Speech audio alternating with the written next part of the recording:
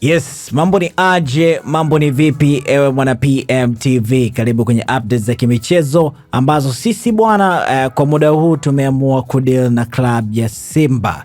Club ambayo imekuwa ni club ambayo kwa hivi sasa inazungumzwa sana, haswa kwenye eneo la golikipa. Kumekuwa na in and outs za kutosha sana kwenye club ya Simba kwenye eneo hilo. Sasa baada ya Musa Kamara Ping kuweza kuumia, lakini pia msaidizi wake Yakub naye kupata majeraha, klabu ya Simba iliingia sokoni la kumsajili golikipa Kasali, ambaye mpaka sasa amekuwa na maswali mengi kuliko majibu, na wapo ambao wanahoji uwezo wake kama anastahili kuwa golikipa wa klabu ya Simba. Ndipo hapo ambapo wanalunyas pamoja na watu wa football wakaanza kuulizia yuko wapi Musa Kamara Ping. Sasa taarifa zikaanza kusambaa kwenye mitandao ya kijamii zikisema Musa Kamara Ping amemalizana na klabu ya Simba na hatorejea tena kuwa mchezaji wa Simba baada ya klabu ya Simba na yeye kukubaliana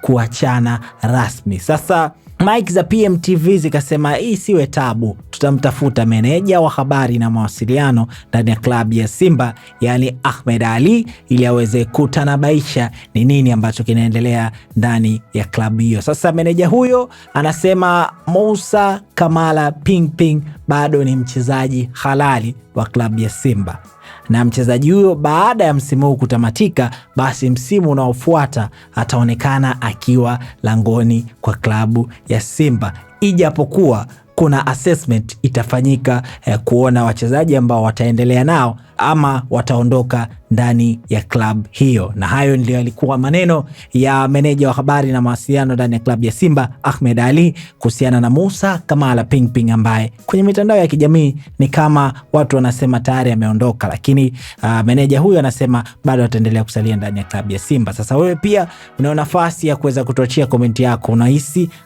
ni chaguo bora yeye kusalia ndani ya club ya Simba ama kuweza kuondoka? Lakini wakati unafanya hivyo usisahau kwamba sehemu moja tu ndio unatakiwa kufanyia ubashiri, nayo ni pmbet.co.tz, kwa sababu huko unashinda pesa pamoja na magari. Wale wanangu wa mikeka, leo hii kuna mechi nyingi za Europa. Hakikisha unabashiri kupitia PMBet ili uweze kushinda pesa, lakini uingia kwenye draw ya kushindania Toyota IST ambayo inatoka kila baada ya wiki 5. Mimi naitwa Raymond Elias.